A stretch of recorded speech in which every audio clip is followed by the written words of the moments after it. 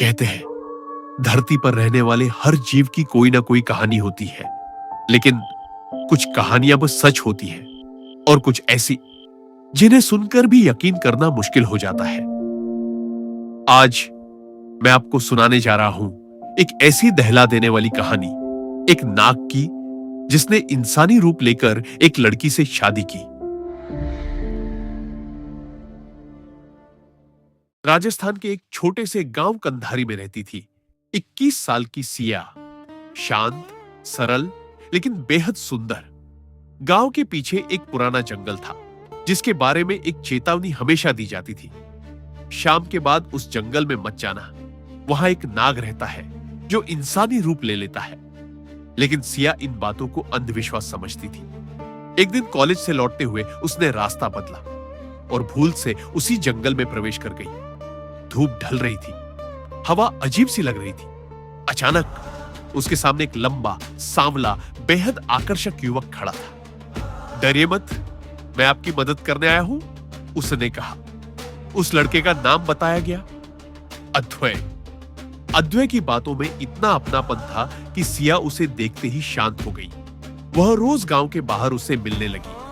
धीरे धीरे सिया को एहसास हुआ कि अद्वै उसे असाधारण रूप से समझता है। एक बार उसने बिना बताए हुए ही बता दिया कि सिया को सांपों से बहुत डर लगता है। दूसरी बार उसने कहा, तुम्हारी कोई भी तकलीफ मुझसे छुपी नहीं रहती। सिया को अजीब लगा, पर प्यार के सामने तर्क कहां टिकता है। एक दिन अद्वै ने कहा, सिया, मैं तुम्हें अपनाना चाहता हूं, मुझसे शादी करोगी? सिया बिना सोचे मान गई। लेकिन अद्वै ने एक शर्त रखी, शादी जंगल में होगी, छात की रात में, और केवल हम दोनों होंगे। शादी की रात जंगल में हल्की धुंध थी। पूरा माहौल किसी दूसरी दुनिया जैसा लग रहा था। सिया ने देखा अद्वै मंत्र पढ़ रहा था, पर वे मंत्र किसी साधारण इंसान के नहीं थे। हवा भारी होने लगी, पेड़ कांपने लगे, चांद की रोशनी तेज होने लगी। तभी मंत्र बीच में रुक गया। अद्वै ने कहा, सिया, आज के बाद तुम मेरी हो जाओगी, लेकिन सच जानने के बाद भी क्या तुम मेरे साथ रह सकोगी? सिया ने कहा, हां, चाहे कुछ भी हो। अद्वै मुस्कुराया, आंखें बंद की, और अचानक उसका शरीर चमकने लगा, हाथ लंबे होने लगे, रीढ़ में कंपन, आंखें पीली, और देखते ही देखते वह एक विशालकाय काला नाग बन गया। सिया की चीख गूंज उठी, अद्वै, यह क्या? नाग ने सिर झुकाते हुए कहा, मैं अद्वै नहीं, मैं हूं नागलोक का राजकुमार, नागप्रिय। नागप्रिय बोला, मैं पिछले जन्म में एक इंसान था और तुम मेरी पत्नी थी, सिया।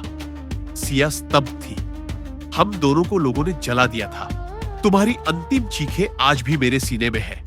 मैं नागलोक में पुनर्जन्म लेकर आया, लेकिन तुम्हें खोजने इस दुनिया में बार बार आता रहा। सिया की आंखों से आंसू बहने लगे।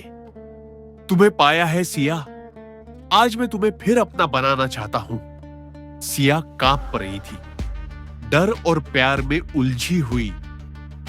नागप्रिय ने अपना इंसानी रूप वापस ले लिया। हाथ बढ़ाकर बोला, अगर चाहो तो अभी वापस जा सकती हो, लेकिन अगर मेरा हाथ थाम लिया तो यह जन्म और अगले 7 जन्म मेरे होंगे। सिया ने कुछ पल सोचा। वन की नीरवता में उसका दिल ही उत्तर दे रहा था। धीरे धीरे वह आगे बढ़ी और कांपते हुए अद्वै, नागप्रिय का हाथ पकड़ लिया। अचानक हवा थम गई, चांद की रोशनी उन पर पड़ी और मंत्र फिर शुरू हो गए।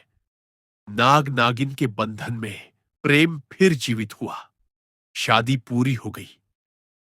लोग आज भी कहते हैं, हर पूर्णिमा की रात जंगल में एक लड़की और एक युवक हाथों में हाथ डाले घूमते दिखते हैं, कभी इंसान, कभी नाग के रूप में, और उनकी कहानी आज भी जंगल की हवा में फुसफुसाती है।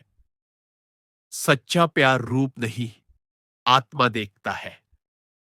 और दोस्तों, यही थी सिया और नागप्रिय की वो रहस्यमयी प्रेम कहानी। अगर आपको ऐसी ही रहस्यमयी, रोमांटिक और थ्रिलर कहानियां पसंद है तो चैनल को सब्सक्राइब कर लीजिए, क्योंकि अगली कहानी शायद और भी ज्यादा चौंकाने वाली होने वाली है। मिलते हैं अगली रहस्यमयी कथा में। तब तक याद रखें, प्यार रूप नहीं, आत्मा देखता है।